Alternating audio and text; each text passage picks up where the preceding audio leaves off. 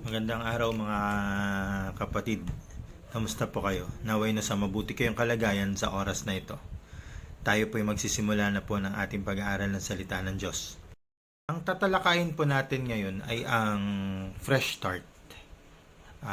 Maganda siya, no? Na pagnilay-nilayan. Kasi kayo ba kapatid, minsan na-feel nyo yung cellphone nyo, parang ang bagal na. Kahit yung computer natin, parang ang bagal na. Ano ba ang ginagawa natin? Ang ginagawa po natin dyan ay nire-restart. Lalo pag nag-install ng bagong uh, update, yun, pinapa-restart sa atin para maayos yung mga old files, maalis yung old files, at makapag-umpisa ng panibago. At bibilis na po ang ating gadget.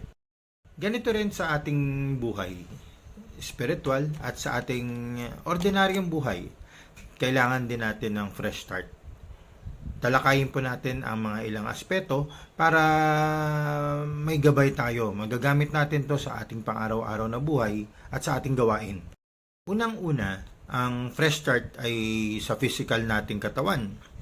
Ano ba ang halaga nun, Brother Romel, sa physical nating katawan? Alam niyo po kasi, pag pinag-uusapan ng health, ang fresh start ay yung makakapagpahinga tayo para makaka-replenish yung katawan natin. Kunyari, sobrang pagod natin, kailangan natin makapagpahinga ng 8 hours, no, na sleep. Bakit? Kasi ang katawan natin ay nakaka-recover. At kung meron mga cells na hindi maayos, ay nare-replenish, naayos at nagiging bago na ulit. Kaya pagising natin ay malakas na naman tayo, buhay na naman tayo. Napakahalaga ng rest. Kahit sa banal na kasulatan, kahit ang Diyos Ama nung ginawa niya yung mundo, kasama dito ang huling ginawa niya ay ang pahinga, no? Napakahalaga ng pahinga kahit sa music, kahit sa drums, isang nota ang rest, no? Kaya mahalaga ang rest, ang pahinga, kasi nakaka-recover tayo, nagkakaroon tayo ng panibagong lakas. Pangalawa naman ay ang fresh start sa ating emosyon, no? Sa ating mga nararamdaman sa mga past events, maganda magkaroon tayo ng fresh start. Kunyari, may mga naapektuhan ka talaga na sitwasyon, tayo po ay magpapahinga muna at di ba iba nag-take time out, nagpupunta sa ibang lugar o kaya nagpupunta sa tahimik na lugar o kaya sa adoration chapel para makapag-nilay-nilay, makapag-pray at magkaroon ng panibagong umpisa. Kasi mahalaga ito yung emosyon natin, kasi alam nyo po marami pong nagkakasakit lalo pagka suppress, no? Pagka iniipon natin yung mga nararamdaman natin, doon nagpo-produce ng stress kasi nagpo-produce ng acid yung katawan natin. Kaya mahalaga po na ang Panginoon, kasi yung mga hindi makadiyos na mga tao, medyo nahihirapan sila doon. Gamot ang doon sila nagre-rely, pero tayo na mananampalataya, nagre-rely tayo sa prayer. We can go to the adoration chapel, we can go to churches na hindi natin napupuntahan ng madalas, at doon tayo magpe-pray. Kaya yung mga past events, yung mga emotional problems natin na nakakagiba sa atin sa oras na ito, ay mare-replenish natin. Magkakaroon tayo ng fresh start pag tayo po ay nag-take time out at nag-take ng break. Sa rin naman, fresh start sa ating spirituality. Lalo ngayon, mag-Holy Week na, maganda rin tong time na for contemplation. Kasi alam nyo po, lalo sa gawain, no, may, kunyari, hindi naman lahat success story. May mga hinahayuan tayo na hindi naging successful, pero hindi ito ang mag-i-stop sa atin sa paggawa. Tayo po ay magpapatuloy.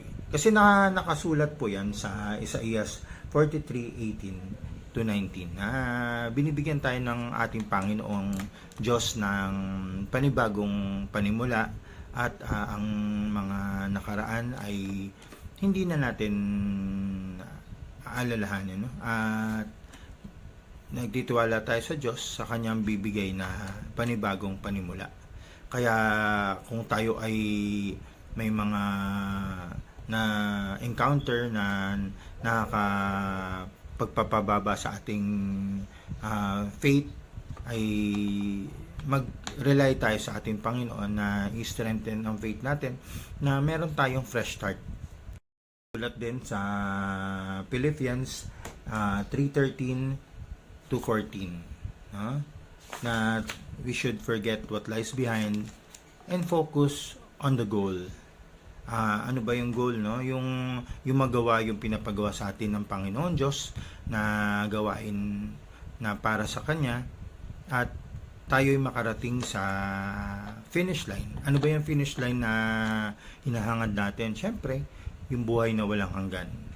Kakalimutan natin yung mga past failures, past spiritual struggles, para makapag-move on tayo. Alam niyo po, maraming mga successful people na marami silang naranasang mga failures, pero ginawa nilang strength ito para mas tumibay sila, mas maging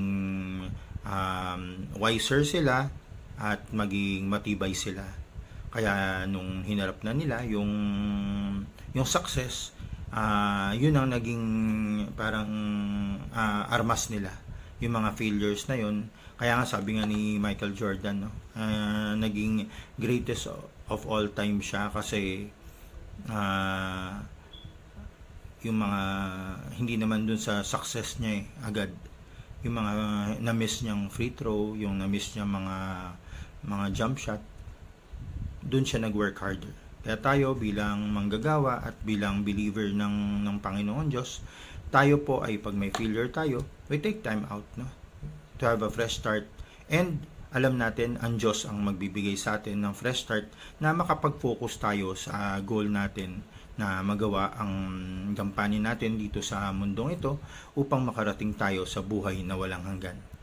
Kaya yun, natapos na naman po ang ating pag-aaral. Naway nakatulong ito sa atin para upang tayo ay magkaroon ng panibagong panimula kung tayo po ay napapagod o nagkakaroon ng mga emotional struggles o kaya may spiritual struggles. Sabi nga, no, lalo sa cycling, maaari tayong madapa pero hindi tayo susuko at hindi tayo titigil sa ating goal na buhay na walang hanggan. Ayun, patuloy, sumayin niyo ang katotohanan. God bless!